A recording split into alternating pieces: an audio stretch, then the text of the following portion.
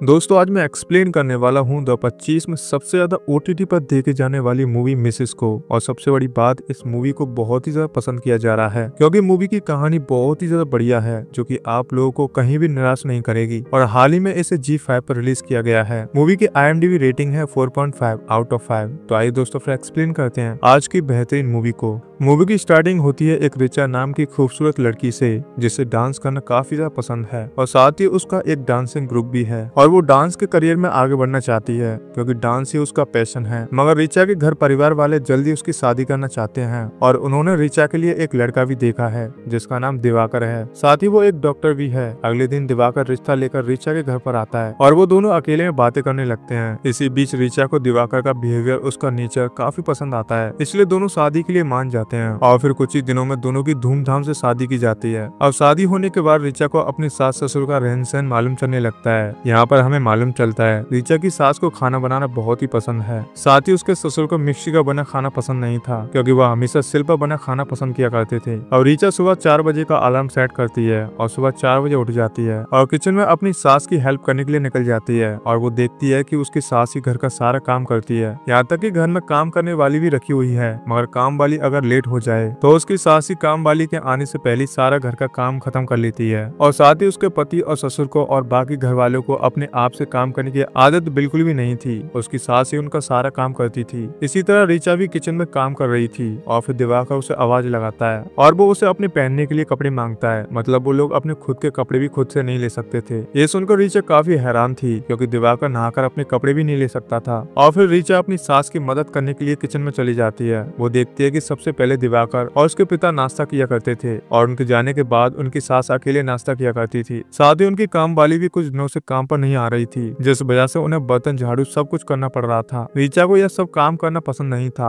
लेकिन वह फिर भी सब कुछ कर रही थी। और फिर हम देखते हैं कि रिचा की सास को उसकी बेटी का फोन आता है। वो प्रेग्नेंट थी इसलिए वह चाहती है कि उसकी माँ कुछ दिनों के लिए उसके पास आ जाए। और फिर अगले दिन रिचा की सास अपनी बेटी के पास जाने के लिए तैयार होने लगती है। वो अपनी बेटी के लिए रिचा के साथ मिलकर बहुत ही सारे पकवान बनाती है और फिर सारी तैयारी करके वो अपनी बेटी के पास चली जाती है। अब अगले दिन से ही रिचा को ही सारा काम करना था। वह इस घर में अकेली काम करने वाली रह गई थी। वह सुबह जल्दी उठकर नाश्ते की तैयारी करने लगती है। रिचा को सिलबट्टे पर काम करना नहीं आता था। वो उस पर काम करने की बहुत ही कोशिश करती है लेकिन इसी वजह से उसका नाश्ता काफी लेट हो जाता था और इसी वजह से वह मिक्सी यूज कर लेती है। और जब यह बात उसके ससुर को मालूम चलती है तो वह इस बात से नाराज हो जाते हैं और वह मिक्सी से भिसी चटनी भी नहीं खाते और इस वजह से रिचा को वह चटनी फेंकनी पड़ती है। जिसके बाद वह फिर लंच की तैयारी में लग जाती है। लेकिन इस बार रिचा बिरयानी कुकर में बनाती है। उसने लंच में बहुत ही कुछ बनाया था। रिचा काफी एक्साइटेड थी कि वह उन सबसे पूछेगी कि मैंने खाना कैसा बनाया। और जब रिचा इस बारे में पूछती है तो उसके ससुर कहने लग जाते हैं कि यह कैसा खाना बनाया है, कभी कोई बिरयानी कुकर में बनाता है, यह तो सारी गल गई है। यह सब सुनकर रिचा काफी दुखी हो जाती है। शाम को दिवाकर जब घर आता है तो वह रिचा को बहुत ही खरी खोटी सुनाने लगता है। दिवाकर का बिहेवियर रिचा के लिए इस तरह था जैसे वो उसकी सिर्फ जरूरत है। दिवाकर की आंखों में रिचा के लिए बिल्कुल भी प्यार नहीं दिखाई दे रहा था और इन सब से रिचा काफी परेशान हो गई थी। और अगले दिन फिर से रिचा उसी तरह की बिरयानी बनाती है जिस तरह से उसके ससुर ने उसे कहा था। लेकिन इस बार भी उन्हें वो पसंद नहीं आती और रिचा को कोई और डिश बनाने को कहते हैं। ऐसा सुनकर रिचा को बहुत ही बुरा लगता है क्योंकि वो जो भी बनाती है उन सबको पसंद नहीं आता। उसे समझ नहीं आ रहा था कि वह क्या करे। अगले दिन से रिचा के पीरियड शुरू हो गए थे और जब दिवाकर को इस बारे में पता चलता है तो वह उससे कहता है कि वह किचन में ना जाए बल्कि वह रूम में ही रहे। जिसके बाद रिचा अपने रूम में आराम करने लग जाती है। और फिर उनके घर में उनकी एक काम वाली आती है जो घर का सारा काम करने लग जाती है। वो बताती है कि उसके ससुर को कोई और भी चीज पसंद नहीं आती, वो हमेशा नुक्स निकालते रहते हैं। रिचा उससे पूछती है कि यहाँ बाकी मेड्स काम क्यों नहीं करती। वो बताती है कि उनके ससुर जात पात को बहुत ही मानते हैं इसलिए यहाँ कोई काम करना नहीं चाहता। लेकिन रिचा उसे कहती है कि वह इन सब चीजों को नहीं मानती और फिर वह अपने पुराने डांस वीडियो देखने लग जाती है और अपने पुराने दिन याद करने लग जाती है। और फिर वो डिसाइड करती है कि वो एक डांस टीचर की जॉब करेगी क्योंकि डांस उसे बहुत ही पसंद था और शायद वो यह सब करके अपने आप को खुश रख सके। और वहीं हम रिचा के पति और उसके ससुर को देख पाते हैं। वो इंतजार कर रहे थे कि रिचा कब ठीक हो और अपने काम में वापस लग जाए क्योंकि वो काम वाली पर इतना हुक्म नहीं चला सकते थे। और इस तरह से 5 दिन बीत जाते हैं। रिचा फिर से अपने काम पर लग जाती है। वो किचन में जाकर देखती है तो वॉश स्टेशन के नीचे की पाइप लीक कर रही थी। वो दिवाकर को भी इस बारे में बताती है लेकिन वो उसकी बात पर ध्यान नहीं देते। वॉश बेसिन में पूरा पानी भर चुका था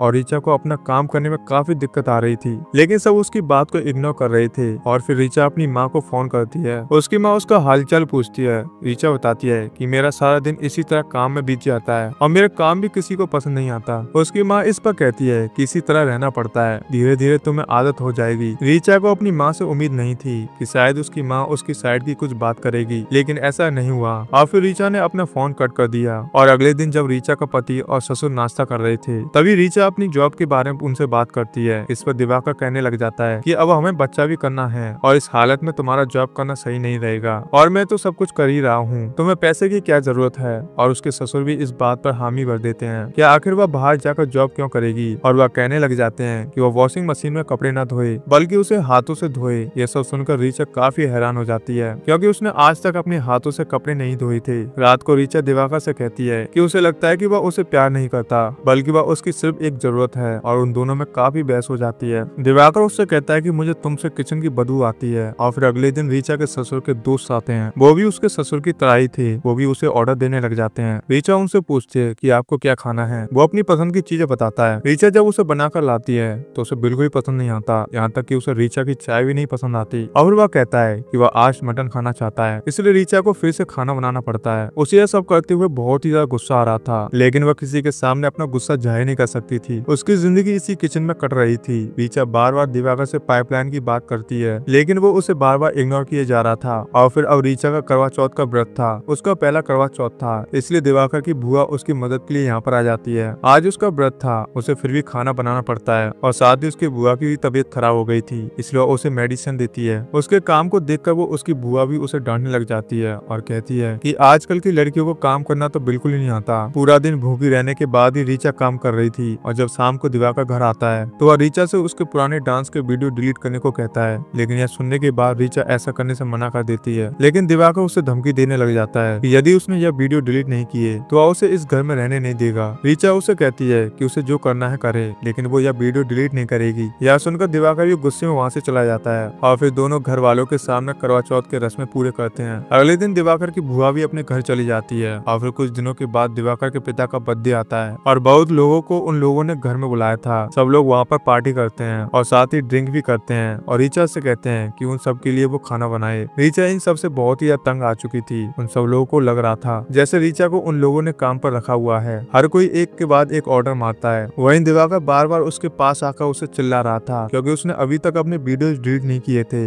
वो कहता है जल्दी से वह अपनी वीडियो डिलीट करे और सबके लिए बाहर ड्रिंक लेकर आए, नहीं तो उसके लिए अच्छा नहीं होगा। रीचा को इन सब से बहुत ही ज्यादा गुस्सा आ रहा था और वॉश बेसिन से जो पानी टपक रहा था उसके नीचे उसने एक बाल्टी रखी हुई थी। उस बाल्टी में काफी ज्यादा गंदा पानी भर चुका था और वह उसी पानी को ग्लास में भर देती है और सबके लिए वह पीने के लिए बाहर ले जाती है। और जब दिवाकर को बाहर इस बारे में पता चलता है तो वह गुस्से में रीचा के पास किचन में आता है और वह उस पर चिल्लाने लग जाता है। उसके पीछे पीछे उसका ससुर भी वहाँ पर आ जाता है, लेकिन रीचा गुस्से से वही बाल्टी का पानी दिवाकर के ऊपर फेंक देती है और उनसे बिना कुछ कहे कार लेकर अपने माता पिता के घर आ जाती है। और फिर वो अपने माता पिता को सारी बात बताती है। उसकी माँ कहती है कि तुम्हें इतनी सी बात पर अपना घर छोड़कर नहीं आना चाहिए था, और वो दिवाकर को कॉल करके उसे सॉरी कहे, लेकिन रीचा ऐसा करने से मना कर देती है। और फिर वहाँ पर रीचा का भाई भी आ जाता है। रीचा की माँ उससे कहती है कि जाकर अपने भाई के लिए पानी लेकर आओ। ये सुनकर रीचा काफी गुस्सा हो जाती है और वह कहती है कि क्या मेरा भाई अपने हाथ से पानी नहीं लेकर पी सकता। साथ ही वह कहती है कि उसकी माँ जैसी लोगों की वजह से ही उनके बच्चों को इस तरह की आदतें पड़ती हैं और वह चाहते हैं कि उन्हें एक पत्नी नहीं बल्कि एक 24 घंटे की काम करने वाली मिले। कोई नहीं सोचता कि उसे क्या चाहिए, सब सोचते हैं कि हमें क्या चाहिए। अब यहाँ से कुछ दिनों के बाद कहानी दिखाई जाती है, जहाँ पर हम देखते हैं कि दिवाकर ने दूसरी शादी कर ली है और वह अब भी अपनी दूसरी पत्नी से उसी तरह काम करवाता है जिस तरह वो रीचा से काम करवाता था। उसके सभी घर वाले भी उसे उसी तरह से बिहेव करते थे जिस तरह से रीचा से करते थे। वही हम दूसरी तरफ रीचा को देखते हैं जो फिर से अपने डांस ग्रुप स्टार्ट करती है और वह अपनी खुद की मर्जी से काम कर रही थी, इसलिए वह बहुत ही खुश थी। आज वो जो कर रही थी, जो करना चाहती थी, और यह दर्द सिर्फ रीचा का नहीं था